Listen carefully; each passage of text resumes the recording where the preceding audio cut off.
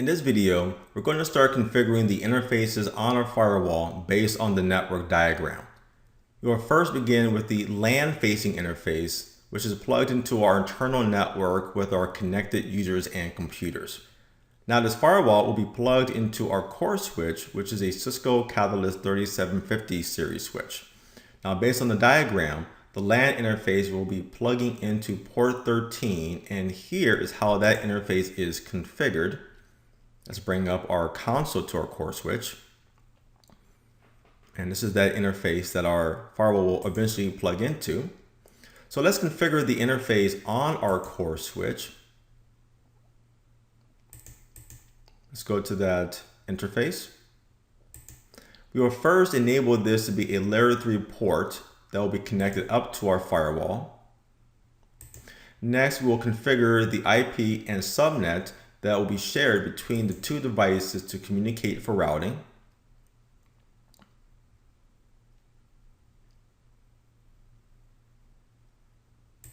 Okay, and we will enable this interface. And let's exit out. So right now, this port has nothing connected to it. I mean, confirm that by typing in this Cisco command. Okay, so here you will see that the interface is down and the LAN protocol is down. Nothing's connected to this yet in our production environment. So let's go ahead and let's save our configuration on the core switch. And let's go back to our firewall. Now, before we can add our firewall in the production network off of our core, we need to put our computer on the same network that the LAN interface of the firewall will exist based on our design. And here is what we have configured on our computer that is sharing the same subnet that will be used for our LAN facing connection. There it is. So the IP that we configured is 172.17.99.19. Our core switch is configured for .18, and our firewall, based on our design, will be configured for .17. So we have to make sure that our computer is part of that same network so we can still access the firewall. So let's do a continuous ping to the IP that will be configured on the firewall, which would be 17.99.17. Okay, so when that interface is configured, it should then be reachable from our computer. Let's log back in and let's go back to our interface page. For the firewall unit that we are using, which is the 60D model, there are 7 switch ports which are tied together to become the internal interface. So you see it here and you see it up here as well. Now, other firewall models will reflect an actual port number. Therefore, in our environment, we'll be configuring the internal interface to act as our LAN facing interface. And among those 7 switch ports, we will be using port number 1, which will be plugging into port 13 on our core switch. So let's go ahead and configure the LAN facing interface on our firewall based on our design diagram. So let's first select this interface and let's edit. So on this page, we will be doing a few things and we will cover other sections when we configure that related feature or service. On the top here, you will see the default name, which is internal, followed by the general MAC address of the internal interface. And you will see that that interface is up and running, which is reflected for the link status. So under the addressing mode, which is selected for manual, you will see the default IP listed. And here we will change that to the IP based on our design, matching the subnet that is configured on the core switch. So in our case, let's go ahead and put in 172.17.99.17 and enter the correct mask. Next, for the alias name, we will call this LAN, which you will see when we select this interface as part of our security policy, because this is our LAN facing interface that we want to identify on our network. Also, you want to make sure that the interface for the administrative status, which is reflected right over here, that it is selected for up, which means that it is enabled, or that this interface is enabled and can be used on our firewall.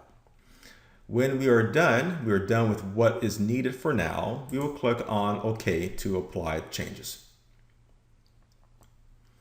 Now, making those changes, we will be soon, there it is, we'll be able to ping our firewall by its new IP address.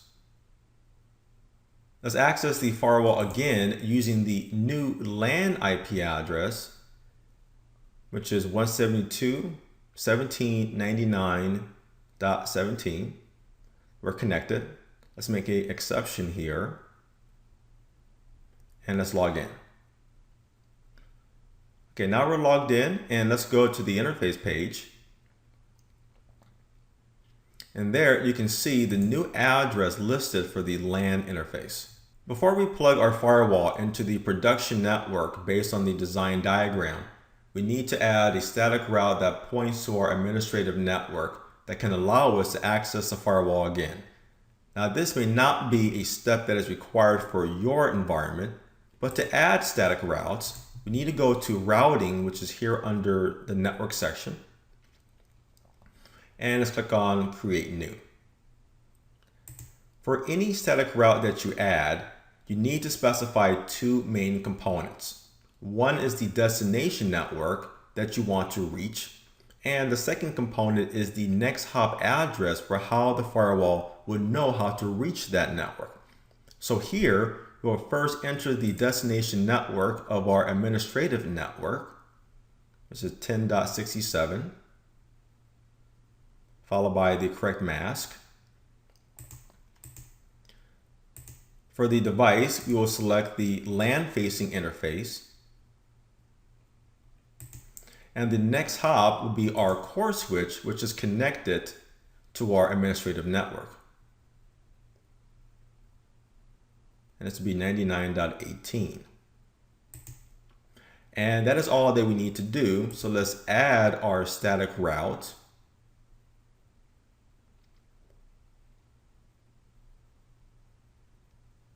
Okay, so now that route has been added. So at this time, we're going to disconnect our firewall and we're going to plug it into the network based on our diagram and how things are set up.